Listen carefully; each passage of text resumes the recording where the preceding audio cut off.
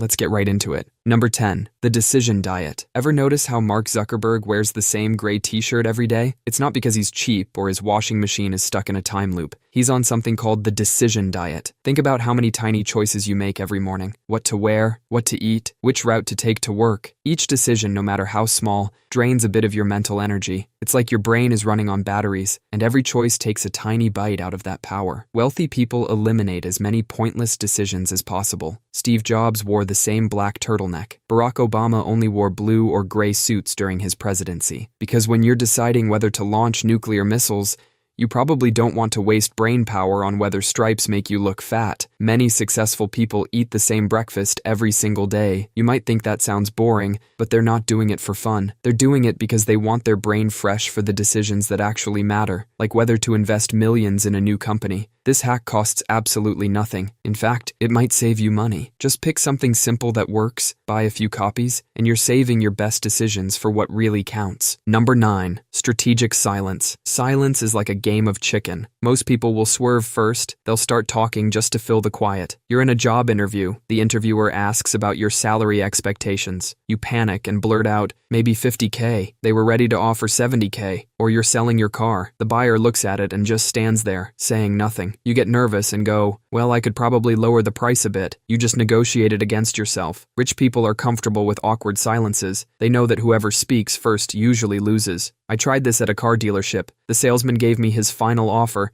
and I just sat there silently looking at the paper. 10 seconds felt like an hour. He started squirming, then suddenly found another $2,000 in discounts. The best part? This habit is free. Let the other person fill the silence. Next time you're negotiating, make your request, then shut up. Don't explain, don't justify, don't nervously ramble. Just wait. Your brain will scream, say something. Don't. Silence is golden, literally. Number 8. The inversion method. Imagine you're trying to build a house of cards. Most people focus on carefully placing each card, trying to make it perfect. But rich people first think about what would definitely knock the whole thing down. This is called the inversion method. Instead of asking, how do I get rich? They ask, what would definitely make me poor? Then they just don't do those things. It's like trying to keep a plant alive. You could read 50 books about perfect watering schedules, or you could just avoid the obvious stuff that kills plants. Don't forget to water it. Don't put it in a dark closet. Don't let your cat use it as a snack. Want a successful marriage? Instead of reading relationship guides,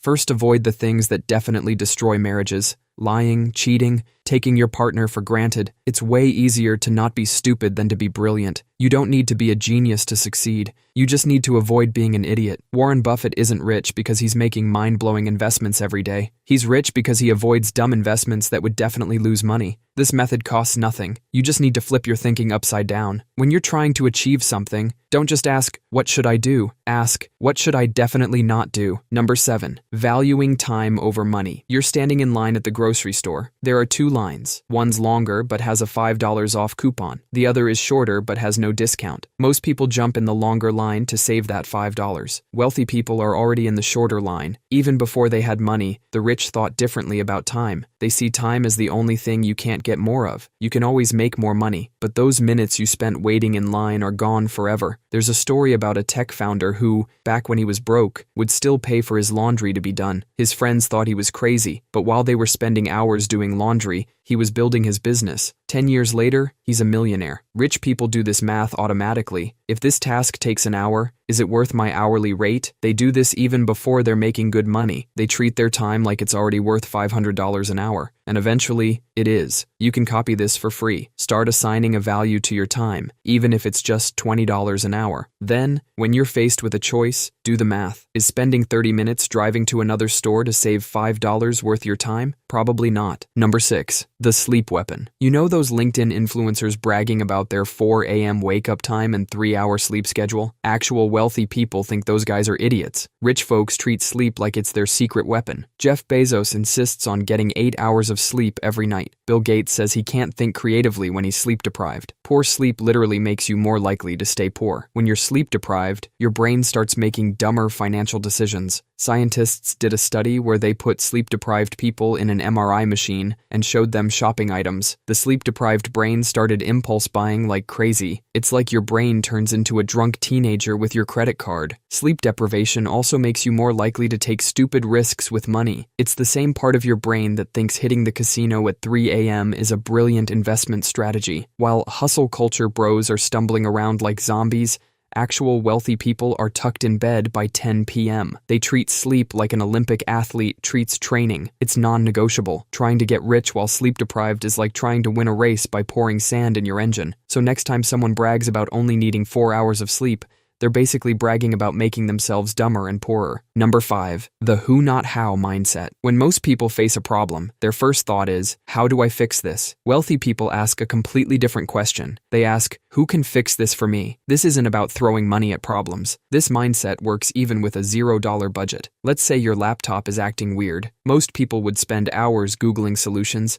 and probably make things worse. Someone with the who not how mindset would ask that tech-savvy friend who loves fixing computers, maybe in exchange for a skill they have. No money involved, just leveraging relationships. Wealthy people use this for opportunities too. While most people are trying to learn 50 different skills at once, wealthy folks get really good at one or two things. For everything else, they find their who. Elon Musk isn't personally building every single Tesla. He found his who's, the best engineers, designers, and managers. You don't need to be Elon Musk. Start small. Next time you face a challenge, stop yourself from going straight to how. Instead ask, who do I know that would be great at this? Or, who has already solved this problem? Most people love being asked for help in their area of expertise. It makes them feel valued. The wealthiest people aren't the ones who know how to do everything. They're the ones who know who to ask. The price tag for this mindset? 0. Number 4. Collecting rejections. Most people are terrified of hearing the word no. Wealthy people collect rejections like they're rare Pokemon cards. Some even set goals to get rejected a certain number of times per year. While most people hide in their comfort zones, these people actively seek out rejection. Some keep rejection journals where they write down every time someone tells them no. After about the 20th rejection, something clicks in their brain. The fear just disappears. They build an immunity to rejection the same way you build an immunity to your aunt's terrible cooking at family gatherings. You can start collecting rejections right now for free. Ask for a discount at that coffee shop. Pitch a crazy idea at work. Ask for that introduction you think is a long shot. Worst case, you get another rejection for your collection. Best case, you might just get what you want. That's how they get ahead. They ask for the things the rest of us are too scared to ask for. The more you get rejected, the less it stings. And the more you'll realize that no is rarely personal. It's just a data point on the way to a yes. Number 3. Fixing their environment. Rich people don't rely on willpower. They know it's a scam. Instead of fighting temptation all day, they just remove it completely. Imagine you're trying to quit eating cookies. You could stare at the cookie jar, fighting the urge, or you could just not have cookies in your house. Which one is easier? Wealthy people figured out that willpower is like a phone battery. It starts full in the morning, but drains throughout the day, and it tends to fail when you need it most. So instead of being heroes, they cheat. To wake up early, they put their alarm clock across the room. Now they have to get out of bed to turn it off. They've outsmarted their lazy morning self. To save money, they set up automatic transfers the day their paycheck hits. The money's gone before they can even think about spending it. Rich people who work from home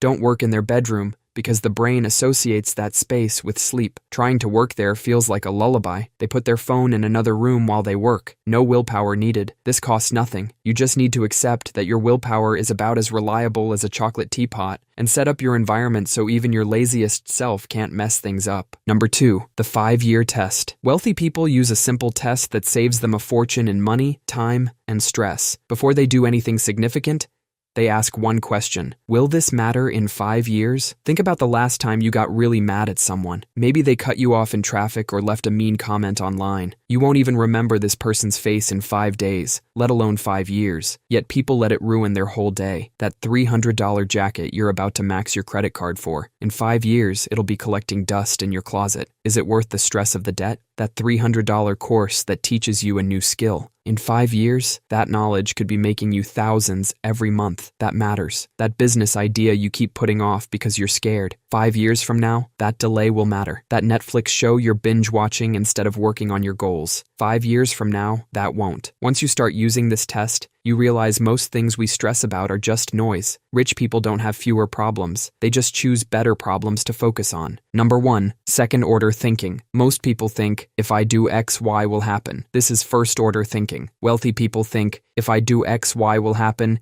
and then Z will happen because of Y. This is second-order thinking. Average Joe sees a sale. He thinks, if I buy this $200 jacket for $100, I'll save $100. Someone with second-order thinking goes deeper. If I buy this jacket, I'll save $100. And then what? Will I actually wear it? Could that $100 be invested instead? Will this jacket need to be dry cleaned, adding hidden costs and taking up my time? It's like playing chess while everyone else is playing checkers. Most people think, if I stay up late watching Netflix, I'll enjoy myself. But second-order thinkers ask, and then what? If I stay up late, I'll be tired tomorrow. If I'm tired tomorrow, my work will suffer. If my work suffers, I could miss out on a promotion or make a costly mistake. The best part? This habit is free. You just need to ask yourself one simple question over and over again. And then what happens? If I eat this junk food, then what? If I skip the gym today, then what? If I spend an hour scrolling through social media, then what? The wealthy didn't get rich by only thinking about today. They got rich by thinking about the domino effect of today's choices on all their tomorrows. That's all for today. I'll be making similar videos in the future. Subscribe to see them.